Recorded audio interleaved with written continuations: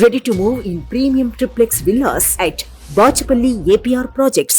అతను ఒక కానిస్టేబుల్, ఆత్మాభిమానం ఉన్నవాడు. చేయని తప్పుకు సిఐ దారుణంగా అవమానించాడు. 60 మంది పోలీసుల ముందు తన పరువు తీసేశాడు.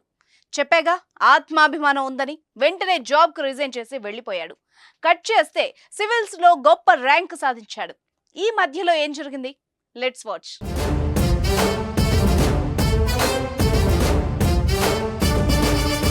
2013 నుంచి 2018 వరకు ఏపీలోని ప్రకాశం జిల్లాలో ఉదయ్ కృష్ణారెడ్డి కానిస్టేబుల్ గా పనిచేశాడు. ఆ సమయంలోనే కృష్ణారెడ్డికి ఓ రోజు తీరని అవమానం జరిగింది. వ్యక్తిగత ద్వేషాన్ని మనసులో పెట్టుకున్న ఓ ఉన్నతాధికారి చేసిన అవమానం అతన్ని ఉద్యోగంలో ఉండనివ్వకుండా చేసింది. దీంతో ఆయన కానిస్టేబుల్ ఉద్యోగానికి రాజీనామా చేశాడు.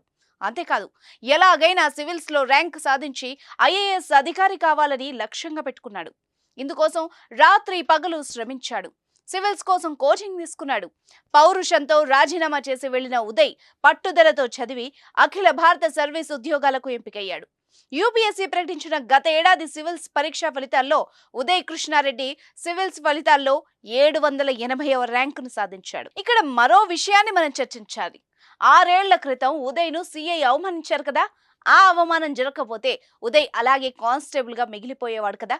మహా అయితే హెడ్ కానిస్టేబుల్ అయ్యేవాడు. కానీ అవమానమే అతనిలో పట్టుదలను పెంచింది. ఉదయ్లో దాగి ఉన్న శక్తిని తట్టి లేపింది.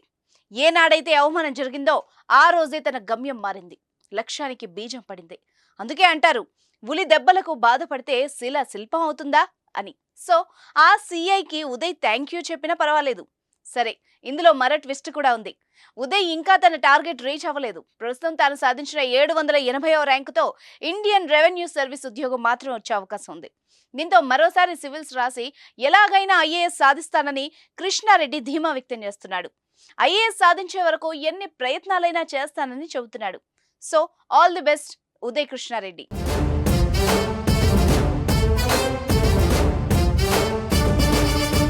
సుమన్ టీవీలో మీ పర్సనల్ అండ్ బిజినెస్ ప్రమోషన్స్ కోసం కింది నెంబర్కి కాంటాక్ట్ చేయండి.